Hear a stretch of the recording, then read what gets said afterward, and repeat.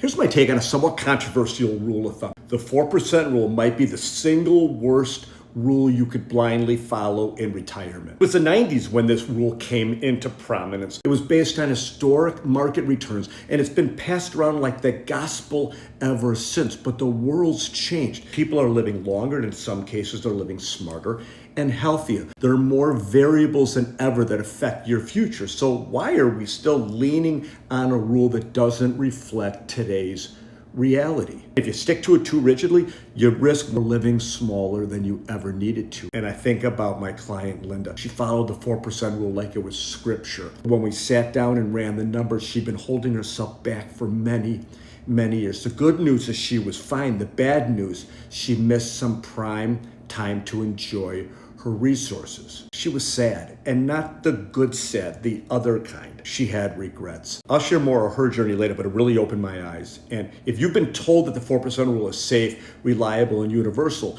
this video is going to challenge that, not to scare you, but to help you retire smarter. Welcome to the Retirement Guide channel. I'm Daryl Rose, and in my role as a retirement strategist extraordinaire, I help people like you plan for and hopefully enjoy retirement, hopefully. I'm kidding about the extraordinary part. Here's how we're going to break this video down. First, we're going to look at the 4% rule and where it came from and why it caught on. Then we're going to talk about what's really changed over the years and why that rule might not work anymore for a lot of people. I'll share a client story that illustrates the real cost of following it too rigidly. We'll go over what the rule gets right and where it falls short. And finally, I'll walk you through a smarter, more flexible way to plan your retirement spending.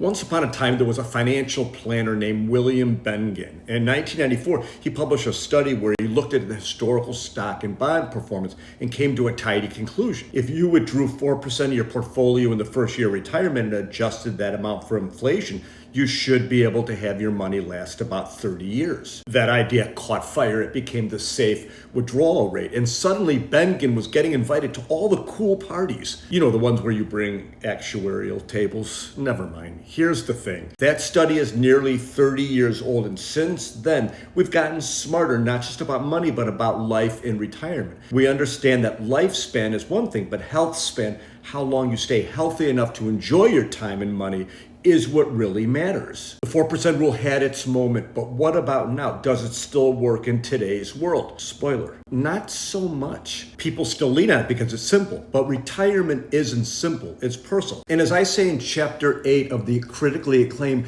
by my family, the Securement Method, do you really want to build your future on a rule of thumb? Available on Amazon.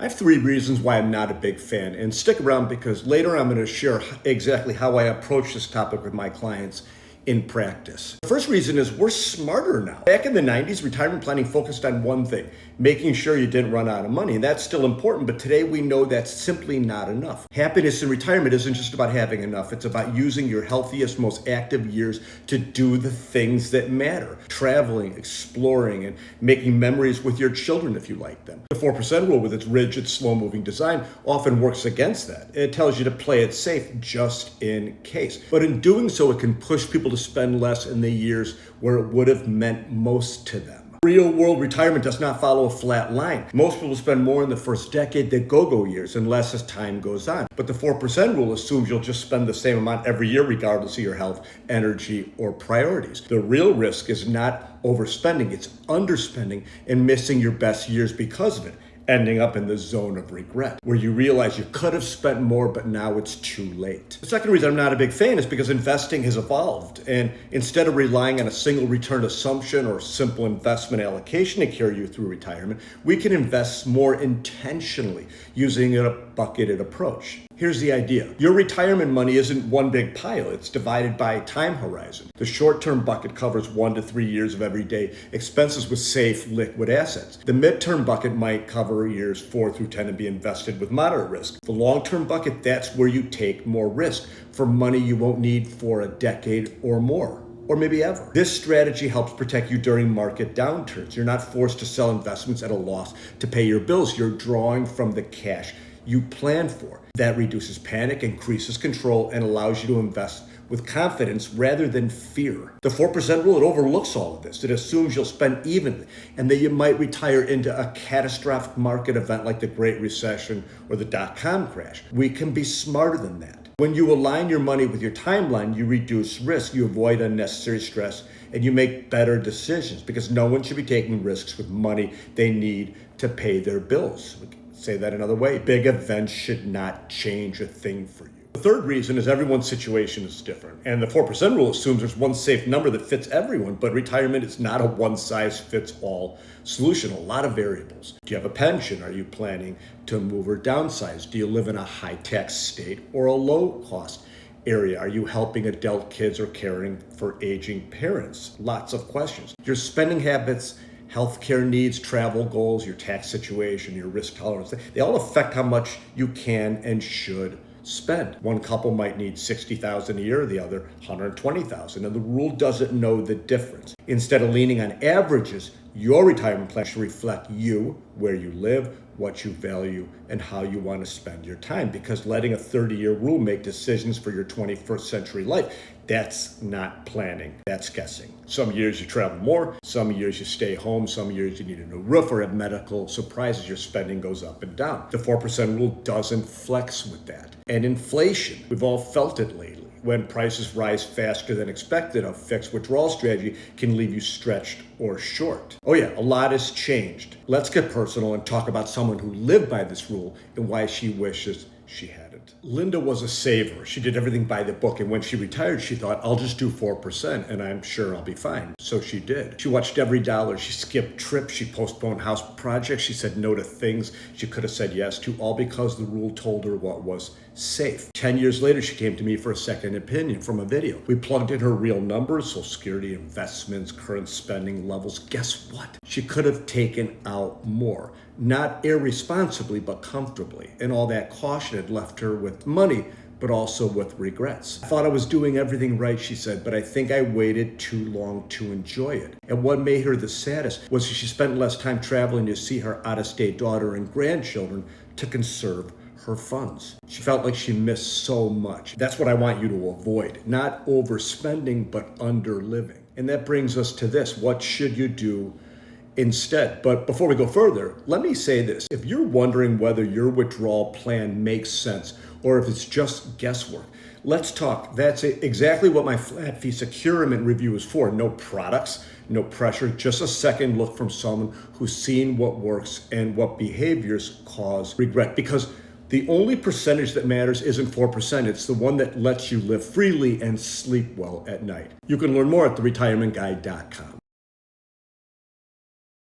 Here's what the 4% rule got right, and we should give credit where credit is due. This rule helped people think about retirement differently. It gave structure to what used to be a guessing game. So if it got people thinking about sustainable withdrawals, great, that's a win. But just like you wouldn't still use a 1994 roadmap to navigate today's traffic, you shouldn't use a 1994 withdrawal advice to guide you in 2025. We need something better, something more personal, a flexible, smarter approach. This strategy adjusts to your life, not the other way around. Here's how I approach it with my clients. You may be familiar with Monte Carlo analysis, which measures the likelihood your money will last as long as you do, which is seemingly very important. But I don't find this very informative because if you're going to run out of money, you would probably find a way to spend less money. It's not helpful. I'd rather tell you how much you can safely spend and then, and this is the important part, what needs to happen to your investment balances for there to be a spending adjustment, either positive, where you spend more, or negative, where you spend less. Adjustments are okay. Not enjoying life is not okay. So you give yourself a range. If the market's up, you pull more. If it's down, you pull back. It keeps your plan responsive. You can stress test all of this with the right planning software. Here's what I mean. This couple wants to spend $8,000 a month in retirement. You can see that right here. So what I want to know, the most important thing I want to know is what is the likelihood we'll have to move off that number? Right? I already said they're not going to run out of money because if their funds start to get lower, they'll just spend less. That's what people do. But what I want to know, the best way for me to help these people is what is the likelihood that they can keep on spending $8,000 a year? So let's take a look at a stress test. You can see up here that I can measure their investment mix, which in this case is moderate. I can measure their investment mix and the returns that come along with it against some of the worst periods of time in history. Because what we really want to know is if you look here at 2007, 2009, we want to make sure that there's no 50% drop or that we're not in a position where a huge drop can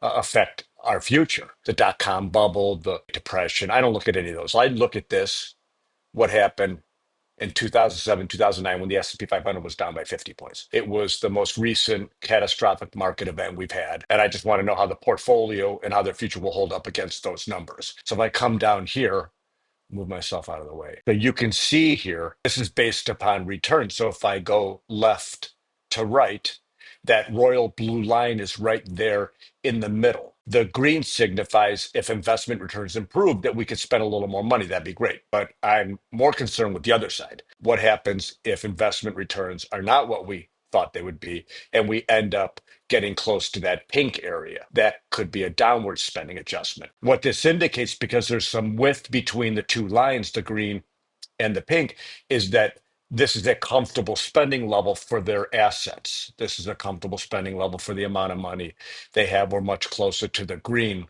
than the red or pink. This is something also very important, so that I look at with all my clients, is scenarios above plan. So what I want to know is what's the chance that we'll have to make an adjustment downward or upward. So what this suggests, and this is something I indicated just a second ago about the width of the green and the pink, that there was a comfortable spending level for the investment mix. And what this shows is that in 99% of the scenarios that we would run based upon the investment mix, that we would be above the plan. So that's obviously very healthy. It's a very solid number. 1% of the scenarios would be below the plan. And you can see here that if we were able to go higher, we'd be able to go significantly higher. Whereas if we had to reduce our spending a little bit, it really wasn't that much. This is what I'm looking for. How much can they spend? How much do they want to spend? Can they spend more when they're younger and healthier? And what's the chance we'll have to move off that number? The point is, there are smarter ways to withdraw your money, better ways than the 4%